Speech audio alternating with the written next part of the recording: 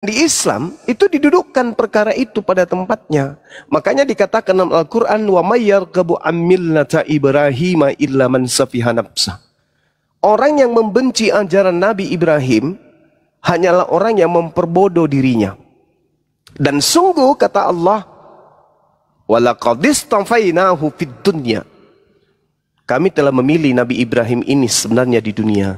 Dan sesungguhnya di akhirat Nabi Ibrahim termasuk orang-orang yang soleh. Wa innahu fil akhirat ila minas solihin. Iz qala lahu rabbuhu aslim. Dan ingatlah ketika Tuhan berfirman kepada Nabi Ibrahim, qala aslamtu lirabbil alamin. Wahai Nabi Ibrahim, berserah dirilah kepada Tuhan pencipta langit dan bumi. Nabi Ibrahim pun mengatakan, aslamtu lirabbil alamin. Aku berserah diri kepada Tuhan seluruh alam. Nah, ini yang terjadi sekarang. Sehingga umat Islam ketika dia menamatkan pengajaran Islamnya tidak pernah tahu Bible. Kami umat Islam tidak ngerti Bible. Nabi Muhammad tidak pernah membaca Bible. Nabi Muhammad tidak pernah membuka Matius, Markus dan seterusnya. Nabi Muhammad hanya menyampaikan wahyu, mengalir begitu aja. Sampai di Indonesia, umatnya 1400 tahun bertemu dengan umat yang lain bernama agama Kristen. Agama Kristen ini ada hubungannya dengan Islam. Kenapa ada hubungannya?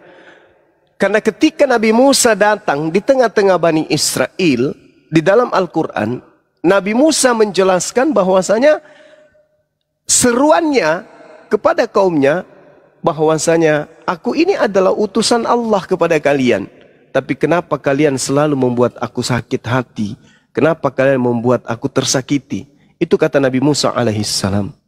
Wa iz qala Musa liqaumihi ya qaumi lima tu'zunani wa qad ta'lamuna anni rasulullahi ilaikum. Nabi Musa berkata kepada Bani Israel kaumnya, wahai kaumku, mengapa kau sering menyakitiku, padahal kamu sungguh mengetahui bahwa sesungguhnya aku ini adalah utusan Allah kepadamu. Kenapa kamu sering menyakiti aku? Itu Nabi Musa. Dan itu masih ditemukan juga di dalam Ulangan 34. Nabi Musa mengeluh. Nabi Musa kemudian bersedih karena senantiasa ditolak oleh kaumnya. Nah, kemudian Nabi Musa ini mengatakan bahwa orang-orang Israel mereka berpaling dari kebenaran. Mereka memalingkan diri dari kebenaran yang dibawa oleh Nabi Musa. Maka Allah memalingkan hati mereka. Allah tidak memberi petunjuk pada mereka bagi yang fasik. Nah, kemudian sungguh pun demikian, Allah masih mengutus ribuan tahun kemudian, masih mengutus Nabi bernama Isa. Dalam bahasa Ibrani, Iso atau Yosua. Dalam Aram, Iso. Dalam bahasa Yunani, Isaus. Dalam bahasa Arab, Isa. Ini oknum yang sama. Diutus lagi. Wa iskala Isa bin Maryam ya Bani Israel, inni Rasulullahi ilaikum. Setelah ribuan tahun Nabi Musa terangkat, lalu kemudian datanglah Nabi Isa, yang saudara Kristen sebut Yesus. Datang, apakah diterima? Ditolak lagi. Bahkan mereka orang Yahudi, Bani Israel, ahli kitab, membuat makar ingin membunuh Nabi Isa. Apakah Allah membiarkan? Tidak. Tidak dibiarkan. Nabi Isa diselamatkan. Diangkat Nabi Isa itu. Tapi tetap ada penyaliban. Penyaliban ini terjadi. Ada korban yang betul-betul disalib. Siapa yang disalib ini? Pengganti Nabi Isa. Apesnya orang Roma, orang Yunani menjadikan korban pengganti Nabi Isa ini sebagai Tuhan bagi pengikutnya. Daripada mereka menyembah Hercules, daripada mereka menyembah Horus, menyembah dewa matahari yang hanya mitos, ini nyata. Di tengah-tengah mereka ada manusia bisa membangkitkan orang mati, bisa membuat air menjadi anggur, badai menjadi tenang, orang buta melihat, orang lumpuh berjalan. Daripada mereka percaya mitos, mending dia percaya orang ini. Maka digantilah dewa Horus ini menjadi Yesus. Inilah yang disembah saudara-saudara kita hari ini. Makanya Islam datang setelah 600 tahun karena Allah sangat mencintai hambanya. Allah datang kembali untuk meluruskan. Ya ahlal kitab, qad ja'akum rasuluna yubayyinu lakum. Wahai ahli kitab, telah datang kepadamu rasulku Nabi Muhammad untuk membimbing kalian, mengajarkan kalian dari kegelapan menuju terang benderang. Jadi orang Kristen diseru, ahli kitab diseru juga. Orang zalim diseru juga. Orang Yahudi, orang Nasara, dan orang zalim, orang kafir diseru oleh Allah. Qad ja'akum, wahai kalian, telah datang rasulku. Rasul penutup, ikutlah kepada dia. Menuju kepada jalan keselamatan. Nah ini Dinda Olam. Siapa Olan? Jadi kalau misalnya mengikuti agama hanya karena faktor orang tua, mati, lalu apa yang kita bisa pertanggungjawabkan di hadapan Allah, di hadapan pencipta kita? Gimana ya? Ya gitulah pokoknya. Hah? Sekarang kan usia Olan ini kan kalau nggak salah 30, 31, 32, 33 lah kan ya. Paling tua 37 lah, 38. Kan dengar dari suaranya. Nah, Ya terus kayak gitulah. nah itu dia. Hidup paling tinggi 40 tahun ke depan. Santer-santernya 45 tahun. Setelah itu roh jasad sudah terpisah. Kita masih bisa memilih hari ini. Kenapa? Kita masih bisa memilih karena roh kita masih dibungkus oleh jasad. Nanti ada masa di mana roh tak mampu melakukan apapun. Ketika tak ada jasad lagi membungkus roh. Jasadnya kembali ke tanah, rohnya menghadap ke Tuhan. Ketika kita menghadap ke Tuhan, kita nggak ada pilihan.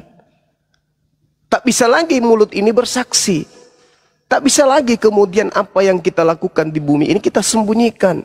Misalnya hari ini, Olan menyembunyikan sesuatu. Masih bisa. Kenapa? Karena roh masih terbungkus jasad. Masih bisa memilih antara Islam atau Kristen atau Hindu atau Buddha. Masih dikasih kehendak bebas. Masih ada free will. Tapi ketika roh sudah keluar dari tubuh, urusan kita tentang duniawi tak ada lagi. Kita tinggal berurusan dengan pencipta kita. Apa yang bisa kita lakukan hari itu? Kau bawa kemana jasadmu waktu kamu hidup? Kau bawa menyembah kepadaku atau menyembah kepada makhlukku? Kau menyembahku atau menyembah utusanku? Kemana kamu pergi selama itu? Sekarang roh mau ngomong apa? Tunduk, berserah diri. Makanya kematian alam barzah itu sebagian juga disebut sebagai alam penyesalan. Kita mau kembali ke bumi, menempati kemudian jasad kita. Begitu roh kita masuk, keluar dari kubur, orang nggak bisa lagi kita manusia. Jangankan orang lain, orang yang paling dekat yang melahirkan kita saja, pada saat kita sudah masuk kubur, kita minta ke Allah, ya Rabb, kembalikan aku ke jasadku, aku ingin hidup untuk bertobat masuk Islam. Oke lah di ACC, masuklah roh kita ke tubuh, keluar kita dari kuburan, berjalan pulang ke rumah. Apakah alam masih mau terima? Apakah alam bumi masih mau nerima? Apakah ayah ibu masih mau nerima? Adik-adik kita masih mau nerima? Enggak lagi. Jangankan mereka, jasad kita aja nggak mau lagi terima.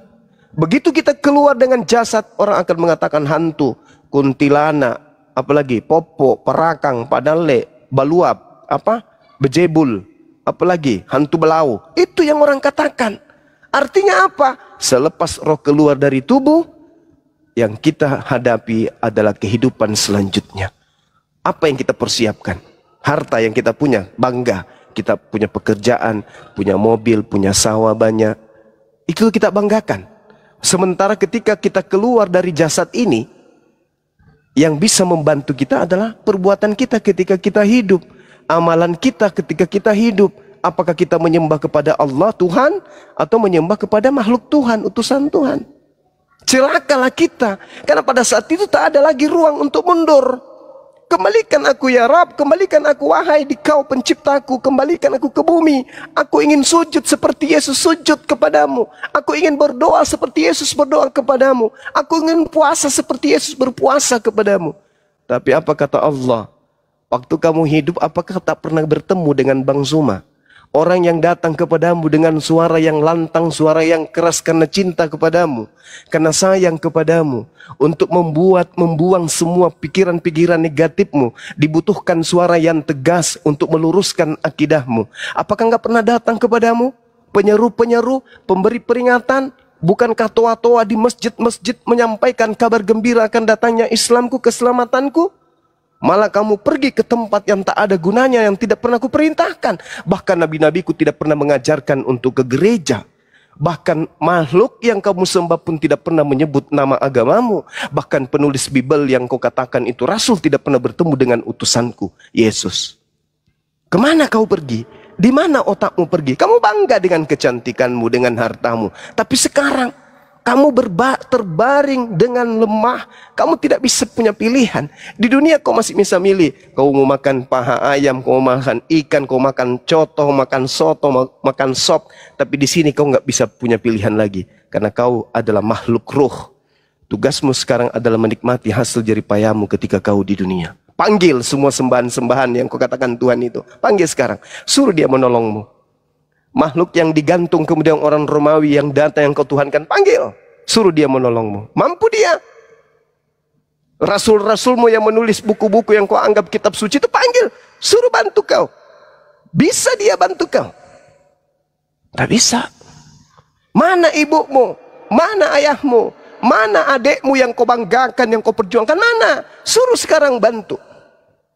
Bisa? Tak ada yang bisa. Maka yang bisa kemudian membantu kita adalah amal perbuatan. Amal perbuatan baik kita yang menjadi perintah Allah. Itu yang bisa membantu kita. Tak ada yang lain.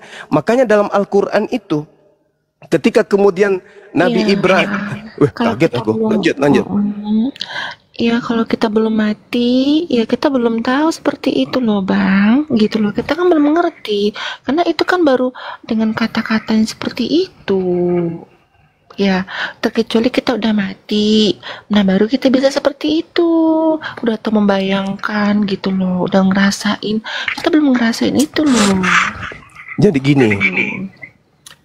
Hari ini hari Ahad. Ini hari Minggu. Besok itu besok itu hari Senin. Orang yang sekolah, anak sekolah yang punya akal sehat, hari ini dia akan mempersiapkan sepatu, baju, pakaiannya, tasnya, buku-bukunya, perlengkapan sekolahnya. Begitu juga orang yang pekerjaannya sebagai driver ojol, dia udah siapkan semua perlengkapannya. Begitu juga seorang istri yang tahu tugasnya besok suaminya akan pergi bekerja, dia siapkan semuanya untuk menghadapi hari esok. Begitu juga orang tua yang memiliki anak akan sekolah, disiapkan semua kelengkapan sekolah anaknya. Kenapa? Karena mereka berakal. Dengan akalnya mereka bisa mencerna besok itu Senin. Pukul 7 anak saya harus tinggalkan rumah. Kendaraan yang digunakan adalah kendaraan roda 2. Harus sudah kusiapkan semuanya. Itu orang berakal. Karena dia yakin Senin besok itu pasti datang. Tidak mungkin loncat ke Selasa. Tidak mungkin loncat ke Rabu. Atau tidak mungkin mundur ke Sabtu. Enggak mungkin. Hari sudah berlalu, maka yang datang esok adalah Senin. Maka orang yang berakal harus yakin dan pasti besok Senin datang. Suka atau tidak, rida atau tidak, senang ataupun tidak, mau ataupun tidak mau, waktu tetap bergulir, detik, menit, jam, hari Senin itu tiba. Apa yang sudah kita persiapkan? Apa? Senin datang, Selasa datang, Rabu datang, Kamis datang, bulan 12, Januari, Februari, tahun 2025, 26, 27, 28, sampai kiamat datang. Apa yang sudah kita persiapkan? Hari kematian semakin mendekat. Apa yang sudah kita persiapkan? Kalau mengatakan nanti aja, besok aja, celaka. Karena waktu itu ibarat pedang. Kalau kita tidak mampu menggunakannya, maka waktu itu yang akan menebas kita sendiri. Anak sekolah tidak mempersiapkan untuk ujian untuk sekolahnya besok, celaka besok dia. Maka orang yang berakal harus mempersiapkan akhiratnya saat sekarang ini. Jangan menunggu besok. Jangan menunggu kiamat. Jangan menunggu mati. Harus dari sekarang direncanakan. Ya, ya, ya, ya, ya, ya, ya, ya, ya, Iya, benar sih, iya heeh. betul, Ya, ya, betul. ya, cuman gimana ya? Ya kita kan itu punya apa kan? Pendapat masing-masing gitu. Hmm, ya, ya ada benarnya itu ada benarnya. Pokoknya nggak bisa ngomong lah gitu. Nah, itu dia. Saya anak sekolah. Adik ini juga anak sekolah. Tapi punya pemikiran pola pikiran masa bodoh. Masa bodoh lah pokoknya. Besok aja lah kita lihat. Hei, besok itu betul-betul datang loh. Anda mau senang, Anda tidak mau senang, besok itu betul-betul datang. Kita digiring kepada ketiadaan. Kita digiring kepada waktu yang akan menghantar kita kepada satu keadaan. Bisa besok jam 7 tank, Anda panik. Saya udah siapkan semua perlengkapan. Tinggal pakai sepatu, berangkat. Semua udah kupersiapkan. Tapi orang yang cuman berleha-leha, nyanyi sekali seminggu, mengharap keselamatan, entah kemana-mana perginya, tak ada upaya untuk mencari kebenaran, modalnya hanya imani saja, tiba masa berhenti, tak, maka semuanya akan berakhir. Andai saja nih, orang yang pernah berdebat dengan Bang Suma, seperti Ibu Utimawati Mena, yang telah meninggal dalam keadaan Kristen, andai saja dia bisa bangkit kembali dan bisa kembali ke alam bumi ini, maka dia akan bersuara, wahai saudara-saudara Kristenku, apa yang disampaikan Bang Suma itu adalah betul. Aku sudah merasakannya di dalam kubur. Ternyata yang betul itu adalah mereka. Tapi tidak. Kenapa? Karena alam dunia ini adalah alam ujian.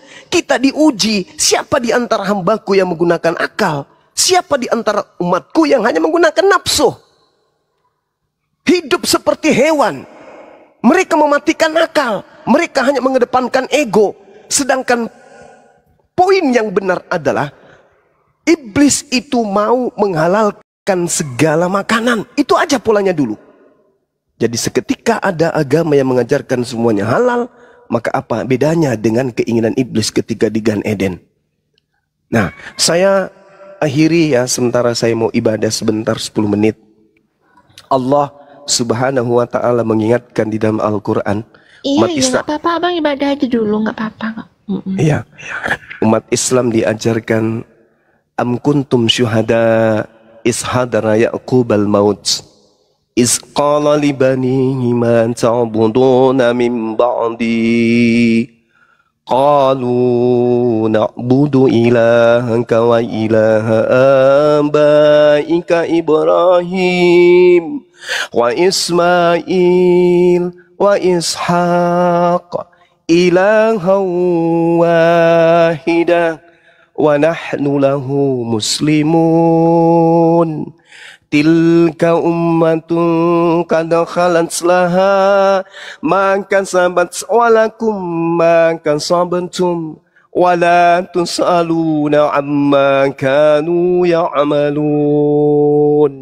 Apakah kamu menjadi saksi saat maut kematian akan menjemput Nabi Yakub ketika dia berkata kepada anak-anaknya, apa yang akan kamu sembah sepeninggalku? Anak-anak mereka kemudian menjawab, kami akan menyembah Tuhanmu dan Tuhan nenek moyangmu, yaitu nenekmu Ibrahim, Ismail, Ishak, yaitu Tuhan yang Maha Esa, dan kami berserah diri kepadanya. Kemudian ayat selanjutnya mengatakan, itulah umat yang telah lalu, baginya apa yang telah mereka usahakan, dan bagimu apa yang telah kamu usahakan, dan kamu tidak akan dimintai pertanggungjawaban jawab tentang apa yang dahulu mereka kerjakan. Seperti itu sebagai penutup. Untuk sementara saya pamit ibadah, habis ini kita lanjut lagi. Ya, thank you teman-teman semuanya. Terima kasih.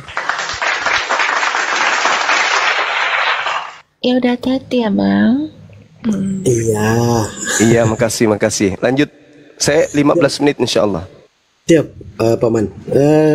Cak Alif, Olan kalau mau bertanya yang semalam itu yang mau ditanyakan, silakan tanyakan kembali. Bagus loh itu pertanyaan semalam. Ini sama Ustadz Alif. Nggak usah. Kenapa? Ya orang tua-tua nggak usah. Lebih baik orang-orang yang muda-muda aja gitu.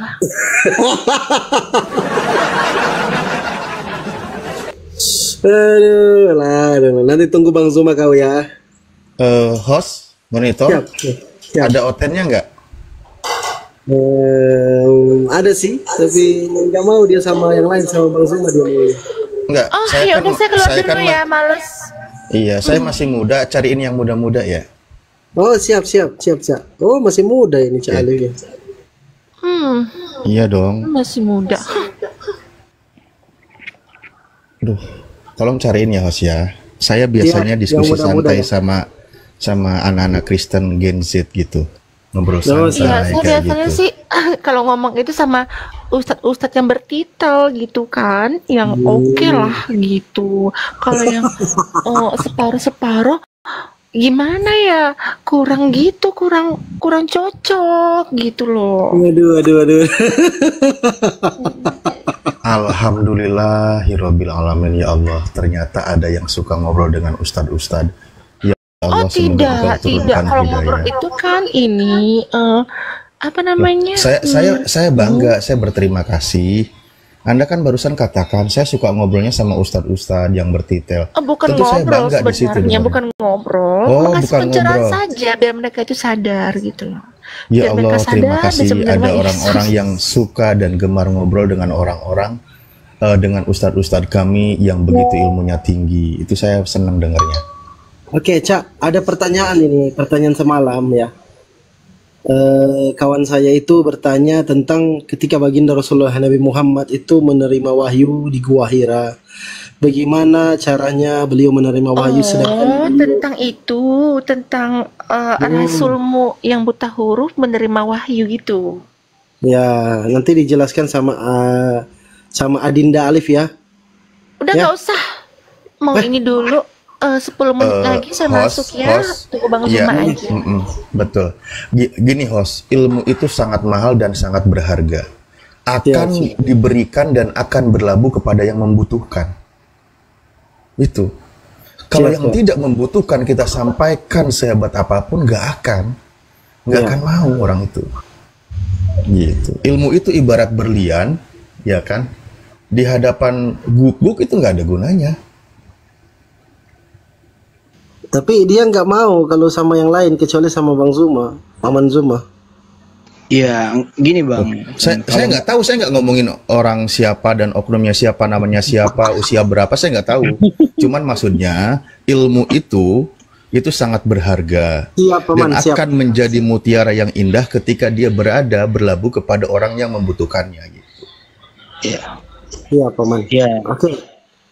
Udah kita sapa dulu yang naik ya. Ini mungkin ada yang Kristen ini.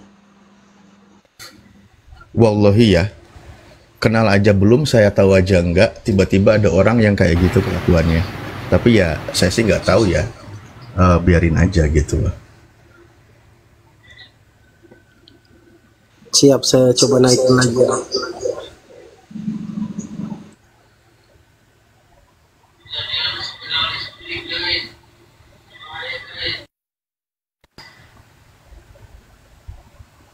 Saya baru dengar kali ini loh suara orang ini, nggak tahu siapa, anak muda, nenek-nenek atau siapa juga saya nggak tahu gitu. Iya serius, saya baru tahu, baru ketemu juga. Kurang menghargai aja sih dia Ustaz Alif. Karena kalau niatnya belajar itu bukan seperti itu. Gitu. Mungkin gini, Bang Jimen, buat dia itu sesuatu yang sikap menghargai kepada orang lain. Caranya seperti itu.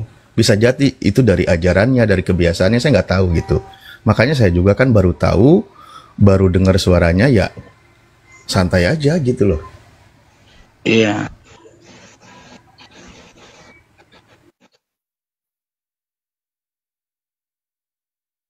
Baik, silakan. Permintaan. Typing dulu di bawah aku Kristen Bang biar aku naikkan ya.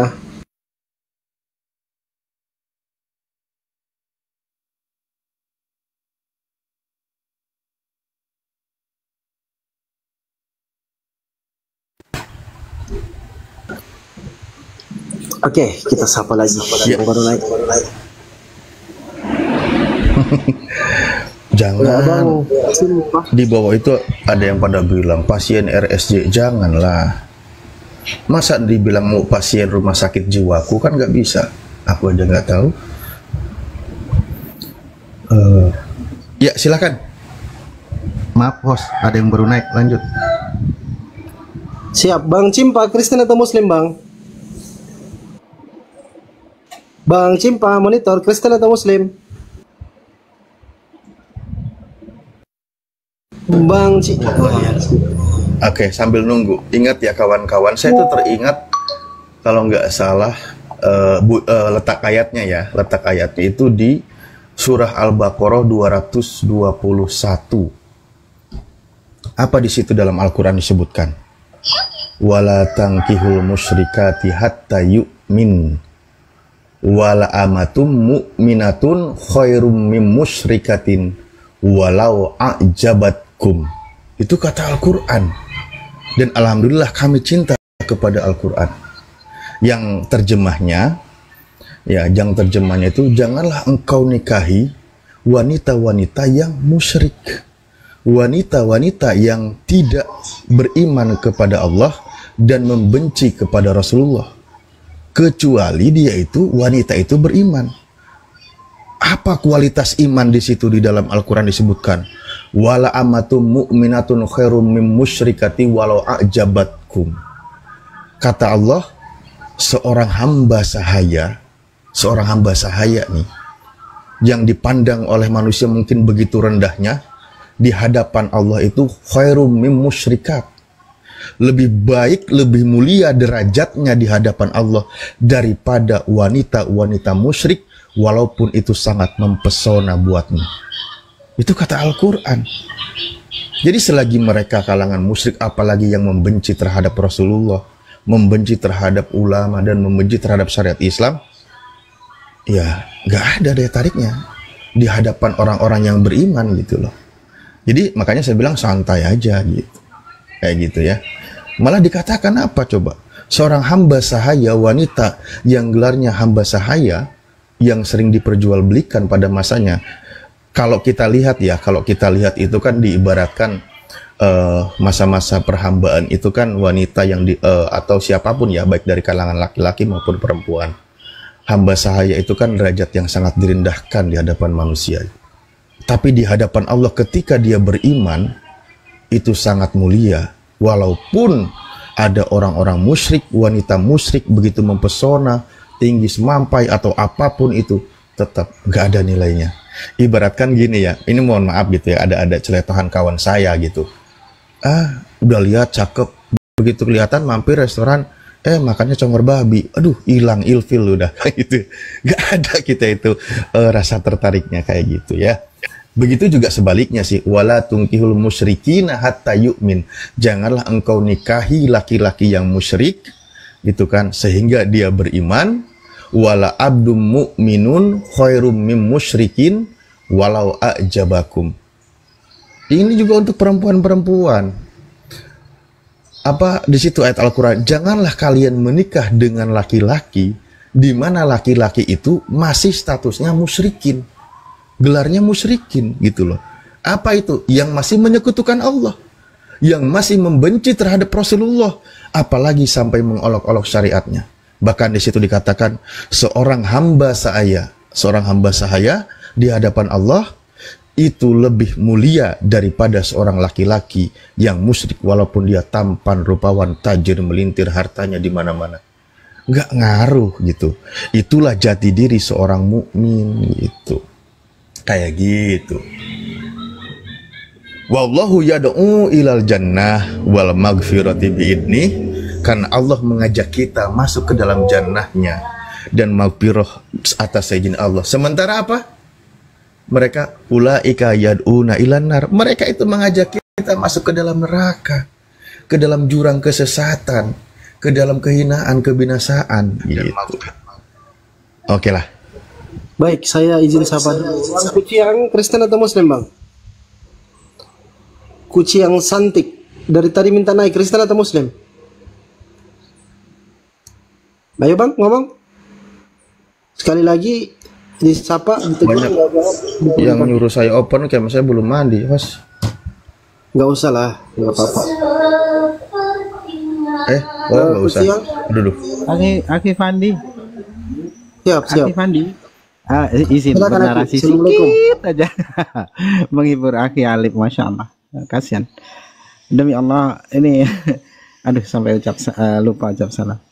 Assalamualaikum warahmatullahi wabarakatuh untuk para hamba Waalaikumsalam. Allah yang ada di room, dan juga assalamualaikum Waalaikumsalam warahmatullahi wabarakatuh. wabarakatuh untuk para hamba Allah yang ada di live komen.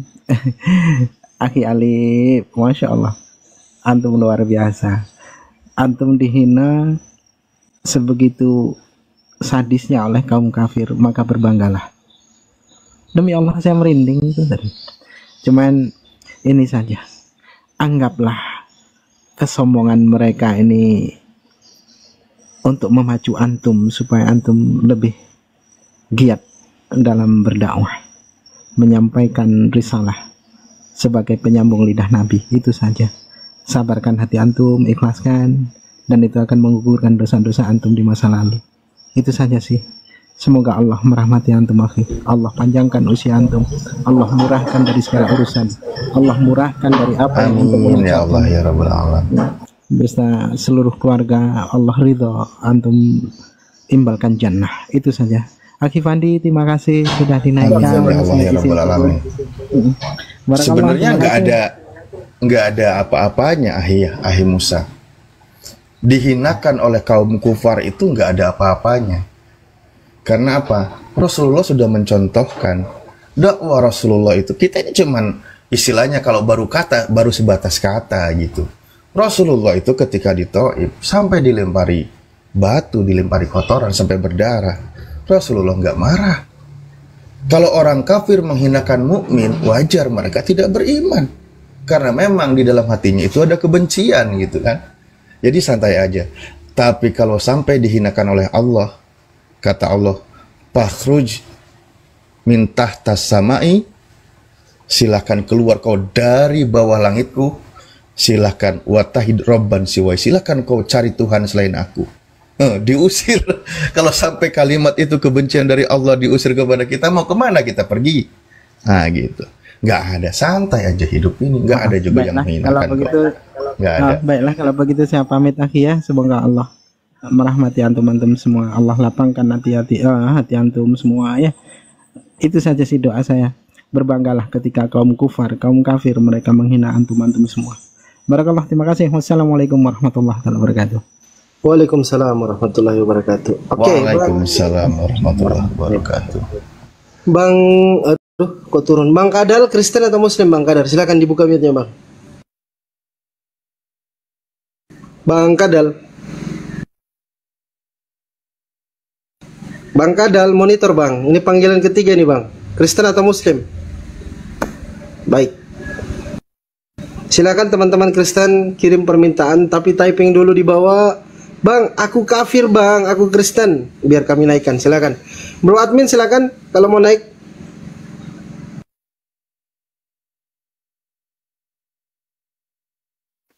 Izin Ustadz, bisa bertanya Ustadz Alif?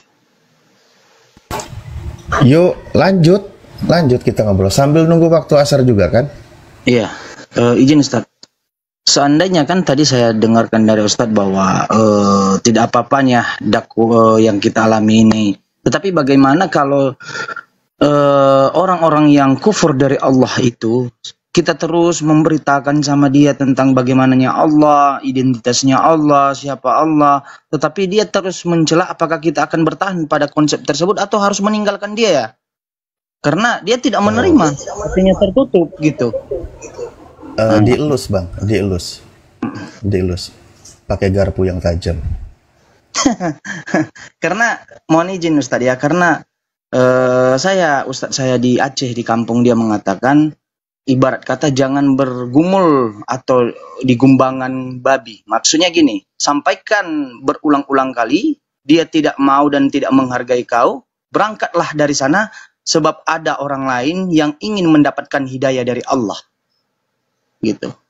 Jadi kalaupun seperti akhi kita tadi, saudara kita tadi yang baru naik tidak menghargai bahkan menyerang secara pribadi, itu sangat-sangat disayangkan karena orang-orang yang belajar sama seperti saya, dia akan mendengarkan, dia akan mencari tahu, ya, baru dia akan merenunginya, bukan untuk mencelah, gitu.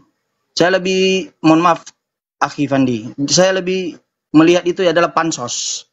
Karena orang-orang belajar, saya banyak menemukan orang-orang belajar. Saya di GBI 30 orang itu orang yang masih menyembah selain Allah, tapi mereka belajar itu bukan seperti itu caranya. Gitu. Izin hanya menambahkan itu aja.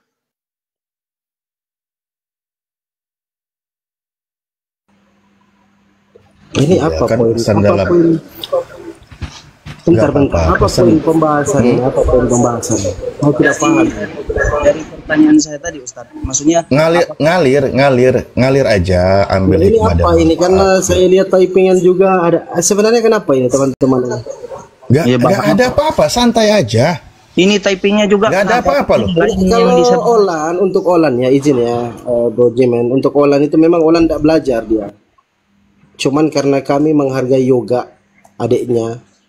Betul. Ya, saya hanya menghargai yoga. Kalau bukan yoga, anak itu hari-hari saya maki. Karena mulutnya yang lancang. Wallahi demi Allah. Ada yang sudah monitor. Silakan Kanda. Iya, lanjut Dinda. Udah. Dinda Alif. Udah paman. Transaksi kita sudah aman kan ya? Siap Gurunda. Ada lagi Aman, transaksi baru? udah langsung. Udah Tunggu aman. dulu. Alhamdulillah. Zaman, tunggu dulu. Tadi saya dengar ya dulu, Udah. si Zaman ini ngomong saya pansos. Tahu kau? Bukan aku yang pengen masuk room ini, tahu kau si Pandi yang WA saya. Kau nggak masuk room katanya. Ya, tidak mau Pansos, nggak ada untungnya aku pansos di room muslim ini, tahu kau? Diam. Nggak punya untung Bang aku Zuma, pansos di silakan room muslim masuk, ini, tahu kau? Kalau aku pansos, mungkin ku bikin akun asliku, bukan kayak gini, tahu kau? Pansos kau yang pansos, butuh koin kau. Kalau aku beli koin, tau kamu koin berapa kau? Sini aku diskusinya. Cepat on cam kau. Mute Jimen. Setan beludak kau. Udah. Pansos, emakmu yang pansos, bapakmu yang pansos. Nias kau hantu. Biar suruh di bawah aja Bang Bapakmu Pandi, yang suruh di pansos. bawah dulu. Bang Makan Pandi. Nah, karena walaupun apapun poinnya, mengatakan saudara seiman kami dikatakan sebagai syaitan itu, hati saya bergetar. Maaf ya para guru semua. Iya. Nanti kalau misalnya beliau sudah pindah ke Islam, itu kata-kata gitu itu hilang dengan sendirinya karena nggak cocok dengan seorang muslimah dengan lisan seperti itu. Assalamualaikum warahmatullahi wabarakatuh. Bang Zuma. Waalaikumsalam warahmatullahi wabarakatuh. Waalaikumsalam warahmatullahi wabarakatuh. Ya. Itu menyakitkan hati ya, tapi kita harus sadari bahwa dia itu berpakaian apa dulu, pakaiannya yang kita lihat. Jadi kalau ada orang memaki-maki, lihat pakaiannya, dia Ngapain kaget kan? Ngapain kaget? Memang mereka kayak gitu. dia menggunakan kain kekafiran ya, jadinya seperti itu adanya. Bang Juma, izin Siap. Bang Gurunda. Siap Bang. Saya pun hal yang sama dulu, kita berdebat, kita maki-makian pakai akun yang lain. Gitu. Wajar aja. Saya terima, tidak masalah gitu. Tidak masalah. Dia mau ngatain saya apa tidak masalah. Tetapi selama dia tidak menghina tentang akidah, walillahi, itu berbeda cerita gitu. Tidak masalah. Itu Masya apa yang Allah. dikatakannya itu adalah secara manusiawi. Ya. Apa bedanya kita dulu Gurunda? Saya pakai akun fake, saya maki-maki Gurunda. Apa bedanya dengan ini? Betul. Sama Aduh, aja. Iya, cuman Biarkan aja, nggak apa-apa kan. iya, cuman tidak dipungkiri ya bahwasanya umat Islam itu kan ibarat satu tubuh, ketika satu yang dimaki yang lain pasti merasa gitu. Itu wajar lah. Kita doakan saja mudah-mudahan saudari Olan ini bisa sedikit berubah untuk tidak menggunakan narasi-narasi gereja ketika tampil di komal-komal Islam. Karena di Islam itu yang diutamakan itu adalah akhlak, adab, apalagi seorang wanita. Wanita itu makhluk yang paling mulia di antara seluruh makhluk yang pernah diciptakan Allah di muka bumi ini. Maka karena kemuliaan seorang wanita ketika dia menjadi seorang muslimah, maka lisannya terjaga, tata bahasanya, suaranya dan seterusnya. Ya, kalau sekarang kan dia masih kafir, sehingga kelewatan ketika beliau berbicara, nyakitin hati gitu ya. Nah, takutnya kalau kita balik mengumpat, memaki, maka akan semakin keras hatinya. Tapi kita lihat, kalau dia tidak berubah, ya gas. Illal ladina zalamu minhum, itu kita harus pakai. Kalau dia nggak berubah tabiatnya, wataknya tidak mau berubah kemudian, maka ya kita gaskan. Kita harus tegas juga. Kita harus tegas menyuarakan kebenaran itu seperti apa. Karena bentuk sayang kita ke orang-orang kafir yang hidup di dunia ini diberi oleh Allah segala sesuatunya, tetapi kemudian dia ingkar terhadap penciptanya sendiri. Maka kita harus tegas, meskipun sebagai seorang perempuan, kalau sudah diingatkan, sudah diberi arahan, sudah dinasehatin, sudah dilembutin, masih tetap juga bertabiat seperti babi seruduk tembok, maka kita harus tegas dan keras, meskipun seorang wanita. Seperti itu teman-teman sekalian. Lanjut. Insya Allah, Guru Nda, mantap. Ya, iya, Dinda. Mungkin lanjut, kalau tadi masih ada PR mungkin Guru Nda sama yang bersangkutan, saya juga memang tidak layak juga untuk terlibat. Ya kalau masih request atau ada request, monggo. Tadi kan katanya sempat break dulu. Iya, tapi kalau mau belajar silakan aja. Kalau tidak belajar, buat apa juga? Kita butuh yang mau belajar gitu. Kalau hanya untuk bermanja-manja, menampilkan sesuatu, ya seperti Jurais. Bagaimana Jurais? Kisah Jurais. Didatangkan seorang perempuan yang berlemah lembut, tapi ternyata hanya ingin mencelakai. Tapi kalau niatnya mau belajar, silakan. Mau sampai 24 jam pun kita layani. Seperti itu, Dinda. Mungkin banyak Kristen yang lain yang masih mau belajar, silakan dinaikkan. Siap, sambil nunggu. Ini ada yang baru naik. Sahabat siapa ini? Ya, assalamualaikum. Waalaikumsalam. Iya, sholat dulu nih. Waalaikumsalam warahmatullahi wabarakatuh. Tekun dulu, Bos. Oh, siap. Iya. Oke. Ya, silakan teman-teman Kristen yang mau naik ya, kirim permintaan, typing dulu. Saya Kristen, biar kami naikkan. Alberto tadi kalau masih di bawah silakan naik.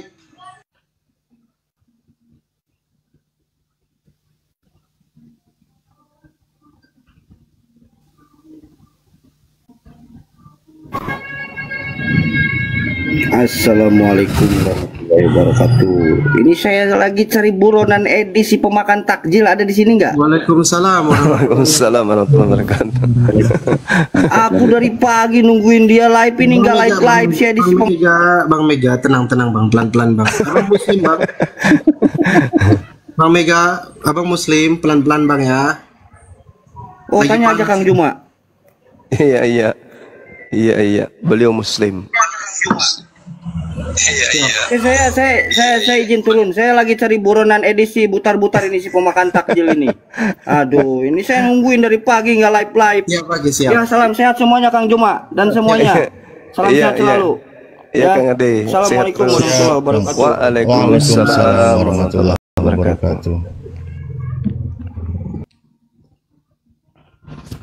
Ya, Bang Octavian, selamat sore. Cewek ini. Bang Octavian, monitor. Buka ininya, itu.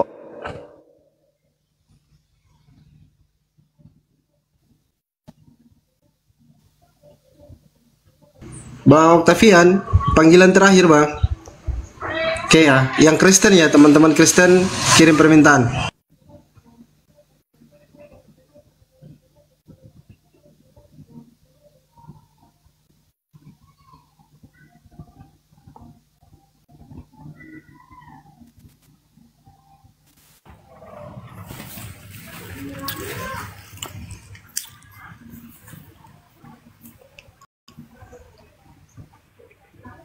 Ya, Bang John.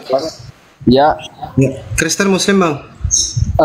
Saya Islam Bang Pandi. Cuman saya mau ngomong yang tadi dulu Bang. Assalamualaikum warahmatullahi wabarakatuh. Waalaikumsalam warahmatullahi wabarakatuh. Waalaikumsalam warahmatullahi wabarakatuh. Sehat semua ya Bang Zuma dan teman-teman. Alhamdulillah. Alhamdulillah. Alamin. Enggak, cuman mau ngomongin ini Olan kalau mau naik aja. Cuma jangan bersuara. Dengerin aja narasi Bang Zuma biar dicerna dan bandingkan agamamu agama Islam yang benar gitu aja. Oke Bang, thank you ya. Siap, Makasih banyak. Terima kasih. Siap, asyik.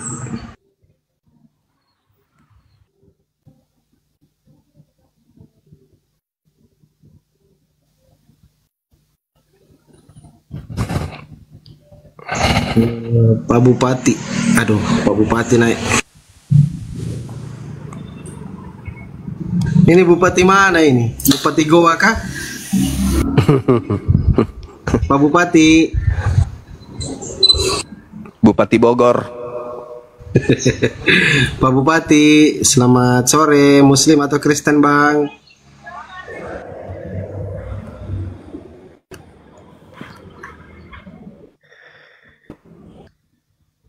Bupati, buka paha tinggi-tinggi Ya. karena banjir. Salam ya Bang Zuma ya. Maaf tadi terputus kalau Iya, ini. iya. Oke, ini Gimana, kita gimana? ngomong serius ya. Kita nggak usah bercanda-canda lagi. Kita ngomong serius aja dulu. Oke. Iya, iya. Dari tadi saya serius. Silakan. Ini saya mau tanya sama Bang Zuma. Iya. Apa arti konsep ketuhanan itu yang ada di Islam? Konsep ketuhanan artinya konsep di luar makhluk. Al-Quranul Karim menjelaskan dalam surah Al-Ikhlas. Konsep ketuhanan itu, Tuhan itu ahad. Tuhan itu satu. Tempat segala sesuatunya bergantung. Tempat semua makhluk berharap. Itu. Tidak ada yang serupa dengannya. Tidak ada yang setara dengannya. Itu konsep Tuhan. Karena Tuhan itu mustahil punya kelemahan. Karena alam semesta ini alam yang begitu sempurna, alam yang begitu apik, sehingga dibutuhkan pencipta yang begitu sempurna. Gak bisa tidak. Seperti ketika kita melihat komputer, komputer itu pasti dibuat oleh orang yang sempurna otaknya, ilmunya. Maka kalau komputer saja dibutuhkan makhluk yang menciptakannya, yang membuatnya sempurna, maka sudah pasti pencipta makhluk itu jauh lebih maha sempurna. Maka Tuhan itu adalah tataran pencipta yang mengadakan segala sesuatu yang ada di bumi. Maka dia wajib sempurna, tidak memiliki kelemahan, tidak punya titik noda sedikit pun. Sudah pasti bukan makhluk. Karena kalau makhluk pasti punya keterbatasan. Sehebat apapun itu. Itulah Tuhan. Qul huwallahu ahad. Dialah Allah yang Maha Esa. Allahus Samad, tempat meminta segala sesuatu. Lam yalid walam yulad, yang tidak bersilsilah, tidak berketurunan, tidak punya asal, tidak beranak, tidak pula diperanakkan. Walam yakul lahu kufuwan ahad, dan tidak ada sesuatu apapun baik di langit maupun di bumi atau di antara keduanya yang setara dengan Dia. Itulah Tuhan. Oke. Gini ya. Di agama kami, Yesus itu adalah Tuhan. Tapi di agama kalian, Yesus itu adalah nabi gitu kan. Sedangkan itu di Al-Qur'an kalian sendiri menyebut nama Maria dan Isa itu beberapa kali loh di ayatnya. Kenapa itu? Coba dijelaskan gitu loh. Iya, baik. Kenapa Nabi Muhammad jarang disebut namanya dibandingkan Nabi Isa? Karena itu tadi, kedatangan Al-Quran sebagai jalan keselamatan. Kenapa Nabi Isa banyak disebutkan? Karena ajaran Nabi Isa dipelesetkan oleh orang-orang terdahulu. Sampai hari ini. Nah, ini sederhananya adalah ketika kemudian Al-Quran itu karangan Nabi Muhammad, maka tentu pengarang akan mengorbitkan dirinya. Ngapain dia mengorbitkan orang lain? Mending dia orbitkan ayahnya, ibunya, pamannya, keluarganya, keturunannya, dirinya. Seperti Paulus mengorbitkan dirinya. Dari Paulus, dari Rasul Paulus, dari Rasul Paulus, dari Rasul Paulus. Mending diorbitkan kalau memang karangan. Tapi karena Al-Quran itu bukan untuk Nabi Muhammad seorang, tapi Al-Quran itu sebagai hudan, petunjuk, sirat bagi seluruh umat manusia menuju kepada keselamatan, maka Al-Quran itu harus netral, menyebut sesuai yang hak, menyebut sesuai yang batil, yang salah disebut, yang benar disebutkan. Tak ada tendensi kemudian nepotisme dan seterusnya. Rasulullah menyebut Nabi Isa jauh lebih banyak daripada namanya sendiri. Kenapa? Nabi Muhammad hanya diutus sebagai pemberi peringatan. Dan tidak ada satu manusia pun di atas muka bumi ini yang mempertuhankan dirinya. Dan tak akan pernah sampai kiamat. Jadi yang harus sering dibahas ini adalah Nabi yang diutus, yang justru dianggap menjadi Tuhan, yang mencelakakan banyak manusia. Miliaran manusia akan masuk ke dalam neraka, direbus dalam api yang mendidih, dikarenakan Nabi Isa disalahartikan ajarannya, diplesetkan ajarannya. Allah mengatakan dalam Al-Quran, wa makaru wa makarallah wallahu khairul makirin.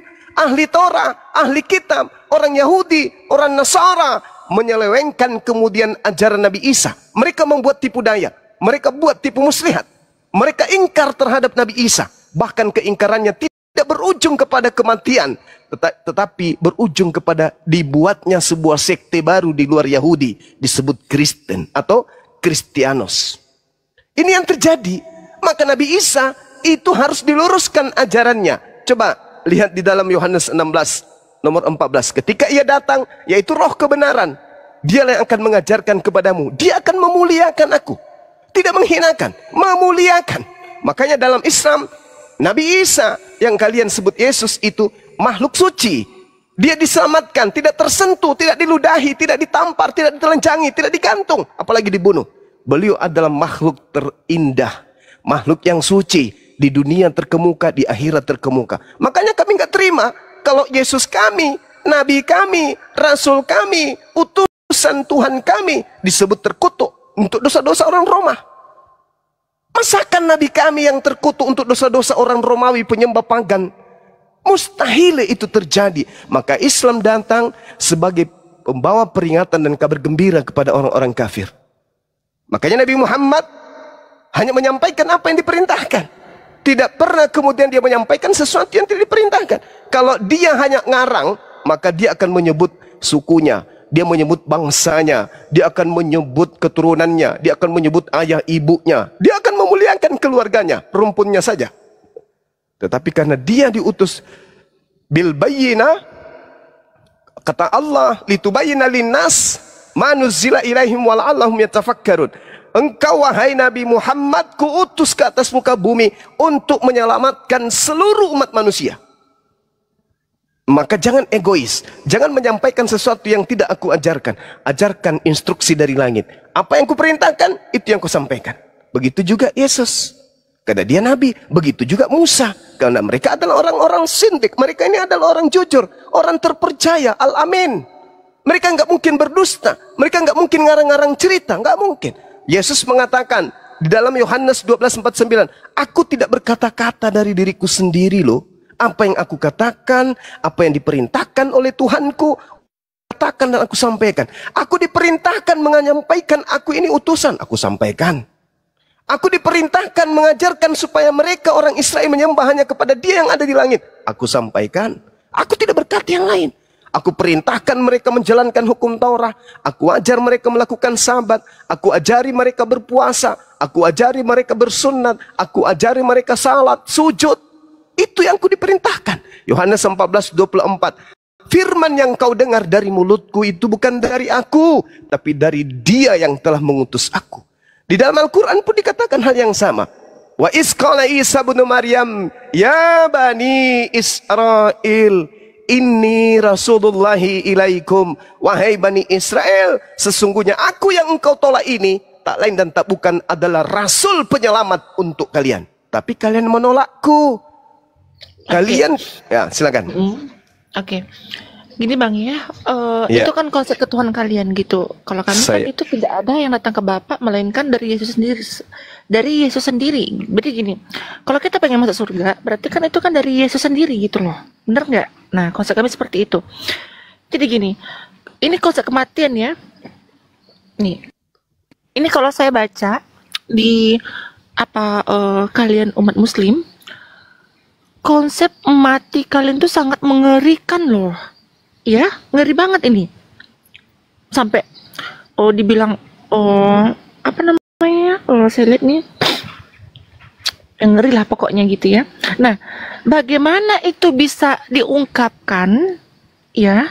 Padahal kan gini, yang mengatakan itu kan orang yang belum mati. Tapi dia bisa merasakan itu, gimana tuh? Bisa nggak dijelaskan? Maksudnya? Ya? Gini, contoh ya. Itu kan cerita dalam ayat kalian kan? Dalam ayat kalian bahwa, tunggu, yang orang mati itu loh, yang disiksa kubur, itu segala macem gitu. Benar nggak? Nah, iya. Bagaimana nabi kalian itu tahu, sedangkan nabi kalian itu belum mati di saat itu gitu loh. Tapi dia udah bicara azab kubur tadi, gimana itu? Nah, itulah yang saya katakan, Nabi Muhammad itu tidak melakukan penelitian seketika apa yang disampaikan, apa yang diperintahkan untuk ia sampaikan. Manusia diutus di atas muka bumi ini untuk melaksanakan apa yang menjadi titah perintah Tuhan. Dan manusia akan dihakimi berdasarkan dengan perbuatan masing-masing. Itu di dalam kitab Kristen pun disampaikan begitu. Kitab Yahudi juga dikatakan demikian. Di Islam juga demikian. Coba lihat dalam Yohanes 5 nomor 29. Apa kata Yesus di situ? Manusia kelak akan dibangkitkan untuk apa? Untuk dihakimi berdasarkan perbuatan masing-masing. Itu, ya gini Bang, itu kan cuma dijelaskan pembangkitan tadi ya, pembangkitan tadi di hari itu. Kalau ini terus? kan kalau di agama kalian, nah itu kan kematian tadi itu kan seperti kematian ya, itu kan memang didetailkan. Detail kan, ada detailnya yang seperti dibilang kayak ditokok pakai palu, yang dibilang apa namanya itu, terus dia mati nanti lidahnya diituin gitu. Kenapa itu bisa tahu? Padahal itu kan belum terjadi di saat itu. Nabi kan belum mati gitu loh, paham nggak? Iya paham. Paham. Gimana tuh? Nah, kan saya sudah bilang Nabi Muhammad itu berbicara tidak sesuai dengan penelitiannya. Dia berbicara sesuai dengan apa yang diperintahkan. Apa yang diperintahkan, jangankan yang ada di alam kubur, di dunia ini saja, apa yang diperintahkan, apa yang disampaikan, semuanya terbukti. Tidak ada yang keliru. Itulah bukti bahwa dia itu adalah utusan. Utusan siapa? Utusan yang maha mengetahui. Maka ketika Nabi Muhammad menyampaikan kabar, baik itu tentang kehidupan setelah beliau, kehidupan setelah kematian, dan kehidupan setelah bangkit dari kematian, itu semuanya betul. Itu semuanya benar. Kenapa dikatakan benar? Karena dia berkata bukan dari kehendaknya sendiri. Dia berkata sesuai dengan apa yang difirmankan oleh yang maha mengetahui untuk ia sampaikan. Maka diceritakanlah kemudian tentang kematian. Nah, sekarang kalau apa yang dikatakan itu adalah betul dan orang Kristen kemudian menolak itu, apakah berarti kebenaran itu batal? Adanya sisa kubur di dalam ajaran agama Islam, tapi kemudian di Kristen itu tidak dipercaya. Apakah menjadi batal? Karena orang Kristen tidak percaya alam kubur, begitu mati tidak ada siksa kubur. Karena umat Islam percaya adanya siksa kubur, begitu mati disiksa di kubur. Tak begitu. Tidak begitu. Yang namanya siksa kubur itu pasti ada. Meskipun Anda tidak menerima. Gak usah terlalu jauh deh. Coba aja dulu masuk ke kamar 1x1. Berdiri di situ. Berdiri di dalam situ. Dikunci dari dalam. Siksa enggak? Ya siksa. Apalagi ditimbun 202 meter ke bawah. Ditimbun bumi. Maka tidak tersiksa. Tersiksalah. Pasti tersiksa itu. Apa yang bisa menyelamatkan kita kemudian? Amal kebajikan, amal soleh. Makanya Yesus mengatakan ketika ditanya dalam Matius 19, Guru, ya paman, apa yang bisa membuat aku selamat? Jangan membunuh, jangan bersaksi dusta, jangan ini, jangan itu, jangan ini, jangan itu, jangan itu. Artinya, untuk menyelamatkan manusia, ikuti instruksi perintah Tuhan. Kristen ada nggak melakukan perintah Tuhan? Tak ada. Perintah Tuhan mana yang dijalankan Kristen? Satu aja. Tak ada. Jadi kalau mati nanti, meskipun mereka tidak beriman kepada adanya siksa kubur, tetap saja kemudian disiksa dalam kubur. Mau tidak mau.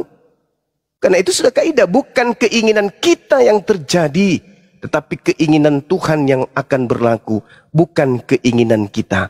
Kita menginginkan, kami pun Islam menginginkan, jangan ada siksa kubur dong. Tapi bukan kita yang punya kehendak. Coba Anda lihat di dalam kitab yang Anda pegang, Yesaya 14:19, Mazmur 116 nomor 3. Siksa kubur itu ada.